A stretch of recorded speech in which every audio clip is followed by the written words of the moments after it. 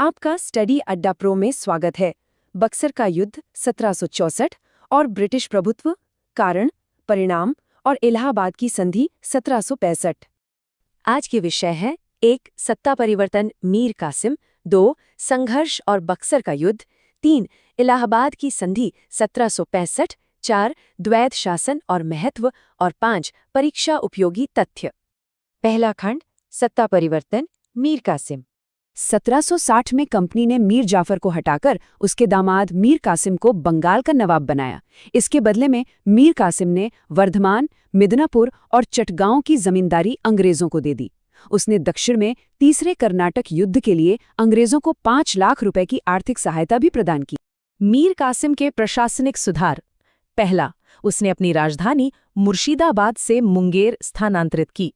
दूसरा, उसने मुंगेर में तोप और बंदूक बनाने का कारखाना स्थापित किया।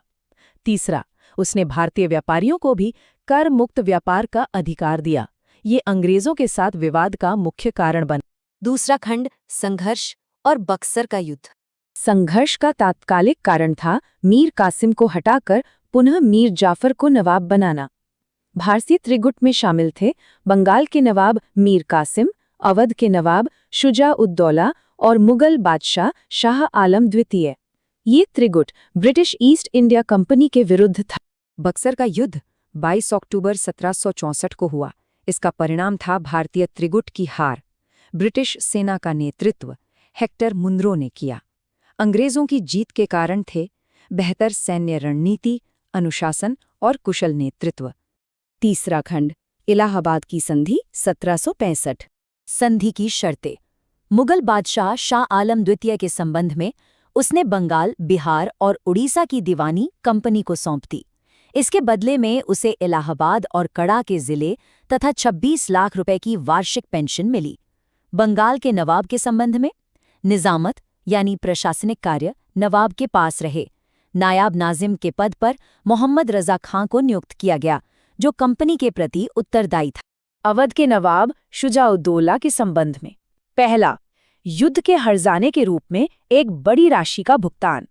दूसरा, इलाहाबाद और कड़ा के जिले मुगल बादशाह को दे दिए गए।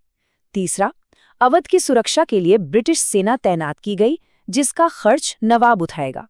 चौथा, अवध को एक बफर स्टेट बनाया गया, जिसे घेरे की नीति या रिंग फेंस पॉलिसी कहा गया।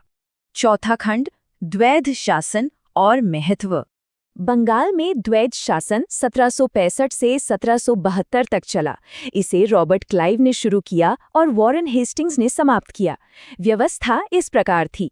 दीवानी यानी राजस्व वसूलना कंपनी के पास था, जिसका अर्थ था शक्ति बिना उत्तरदायित्व के। निजामत यानी प्रशासन नवाब के पास था, जिसका अर्थ था उत्तरदायित्व बिना शक्ति के। इसके कारण थे कंपनी की सीधा शासन करने की अनिच्छा और भारतीय प्रशासन की समझ का अभाव। बक्सर के युद्ध का महत्व। पहला, राजनीतिक प्रभुत्व। प्लासी के युद्ध द्वारा स्थापित प्रभुत्व की पुष्टि हुई और कंपनी एक शासक शक्ति बन गई। दूसरा, आर्थिक नियंत्रण। बंगाल के राजस्व पर कंपनी का पूर्ण अधिकार हो गया। तीसरा, घेरे की नीति। अवध का एक बफर स्टेट के रूप में सफल प्रयोग हुआ। पांचवां खंड, परीक्षा उपयोगी तथ्य। त्वरित पुनरावलोकन। युद्ध बक्सर 1764, हेक्टर मुनरो बनाम त्रिगुट। संधि इलाहाबाद 1765, रॉबर्ट क्लाइव द्वारा। द्वैध शासन 1765 में क्लाइव द्वारा शुरू, 1772 में हेस्टिंग्स द्वारा समाप्त। मीर कासिम, राजधानी मुंगेर, हथियार कारखाना। नायब नाजिम, बंगाल, मोहम्मद रजा खां। Buffer state, Awadh.